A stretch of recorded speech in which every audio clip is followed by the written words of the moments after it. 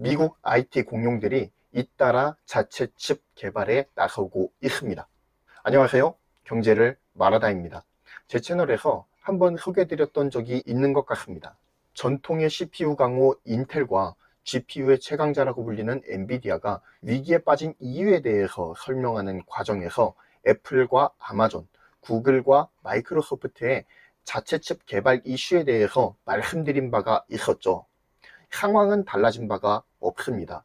아니, 조금 더 심화가 되었죠.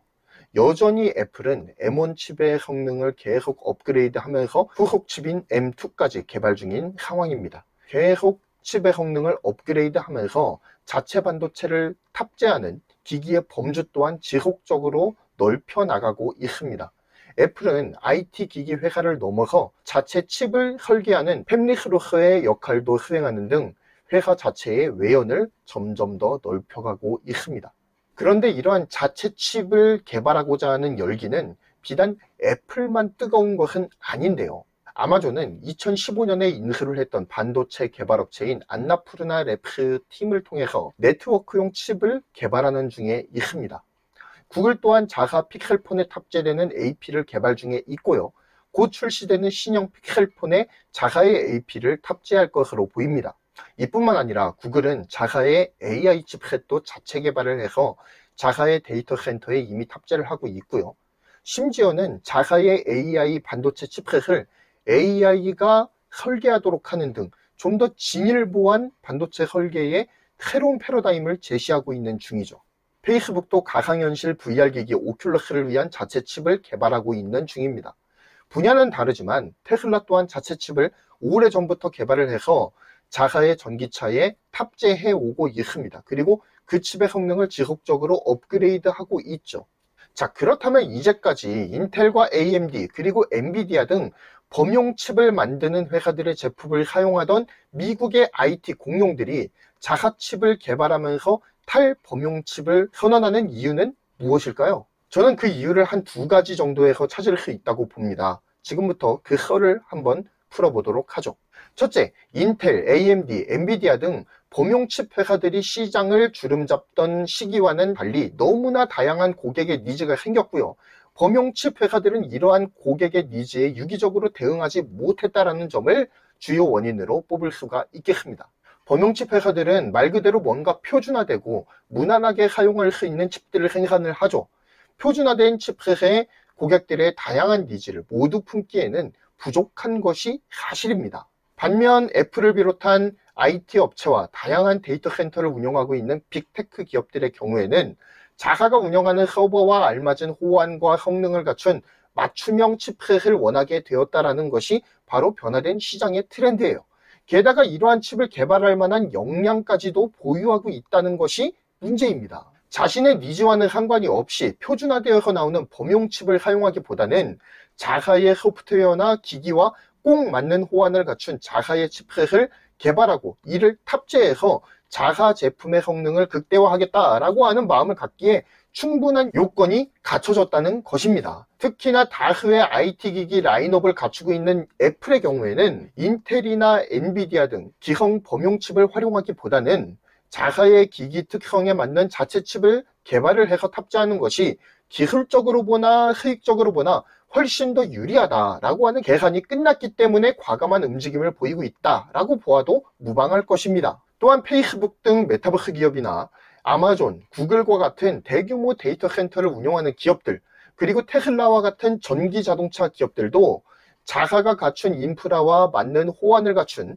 전용 칩을 만들 수 있는 충분한 역량을 갖추고 있습니다. 아니면 그 역량을 확보할 수 있는 충분한 총알을 가지고 있어요. 따라서 범용 칩이 아니라 자신의 입맛을 만족시키는 전용 칩의 개발 붐이 일어나고 있다고 봅니다.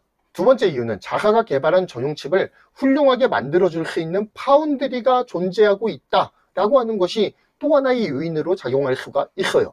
IT 공룡들에게 자사의 칩을 개발해서 자사에서 구축한 팹을 통해 반도체를 생산까지 해라 라고 한다면 아마도 많은 기업들이 자체 칩 개발을 포기할 거예요. 그만큼 개발에 들어가는 비용과 어마어마한 생산 시설을 구축하는 데에 소요하는 비용 또한 어마어마한 스케일이기 때문입니다. 하지만 비메모리 반도체는 설계와 생산이 철저히 나뉘어 있는 분업 체계를 갖추고 있어요. 이 분업 체계가 오래전부터 고착화가 되어 있고요. 그리고 현대에 들어서는 이러한 분업화가 더욱더 발전적인 방향으로 고착화되어 가고 있는 현상을 볼 수가 있습니다. 팹리스 업체에서 자체 칩을 설계를 해서 파운드리에 제공을 하면 파운드리는 팹리스와 긴밀하게 협력하면서 준수하게 자체 칩을 생산까지 해주는 거예요. 이렇게 생산과 개발이 분리가 되어 있기 때문에 자체 칩 개발의 열기도 훨씬 더 뜨겁게 불타오를 수 있는 환경적인 토대가 완성이 되었다라고 보는 것이 합당할 것입니다. 굳이 인텔과 같이 설계와 생산을 함께 진행하는 종합 반도체 업체, 즉 IDM을 통해서 생산되는 범용 칩을 사용하지 않는다고 하더라도 얼마든지 자사의 전용 칩을 개발을 해서 생산할 수 있는 산업의 구조가 이미 형성이 되어 있고 점점 더 고도화되어 가고 있다는 거예요. 범용 칩을 생산해서 대량으로 표준화된 성능의 칩을 일괄적으로 공급하던 시대는 지나갔습니다. 기술이 고도화되고 고객사들의 니즈 또한 다양해지는 만큼 반도체 업계는 범용 칩의 시대를 지나서 전용 칩의 시대로 이행되고 있습니다. 이에 따라서 팹리스, 파운드리로 대변되는 반도체 업계의 분업화가 더욱더 확연하게 진행이 되고 있습니다. 기성 범용 칩 업체들은 자사의 생산 시설을 파운드리로 전환을 해서 활로를 찾고자 시도를 하고 있어요. 가장 대표적인 기업이 인텔과 AMD라고 볼 수가 있겠는데요. 벌써 AMD는 생산 부분을 일찌감치 분사를 해서 글로벌 파운드리를 출범을 시켰습니다. 인텔 또한 최근 IDM 2.0을 발표하면서 인텔이 파운드리에 재도전하겠다라고 천명을 했습니다. 인텔이 파운드리 산업에 재도전하겠다고 선언을 하자 아마존, 페이스북 등 빅테크 기업들은 일제히 환영의 뜻을 내비쳤습니다. 자사의 전용칩을 생산해 줄 수 있는 또 하나의 옵션이 생겼기 때문입니다. 현재는 7나노 이하 초미세 공정이 적용된 고성능의 전용칩을 생산할 수 있는 회사가 대만 TSMC 그리고 한국 삼성전자 뿐이었어요. 하지만 인텔 파운드리가 출범을 하면 빅테크 기업으로서는 또 하나의 선택지가 생기는 것이니 나쁠 것이 없는 현상인 거죠.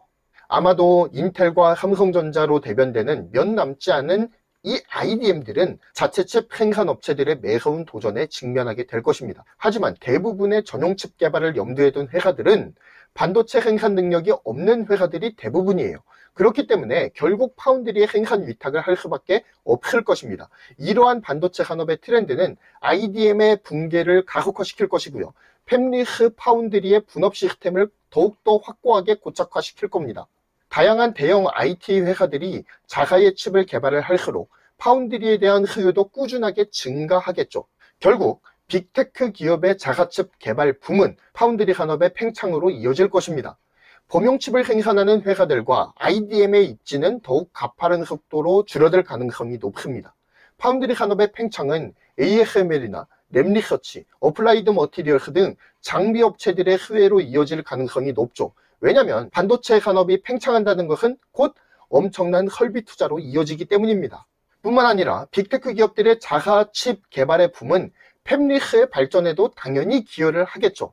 대형 팹리스들이 난립하기 시작할 것입니다. 그러면서 이들에게 설계 툴을 제공하는 회사들 또한 눈여겨볼 필요가 있을 것 같아요. 시놉시스 등 설계 툴을 제공하는 기업들도 우리들이 한 번쯤은 주목해 보아야 되지 않을까라는 생각이 듭니다. 뿐만 아니라 현재 제작되는 자체 칩들은 대부분 환경 문제와 결부되어서 저전력을 지향하죠.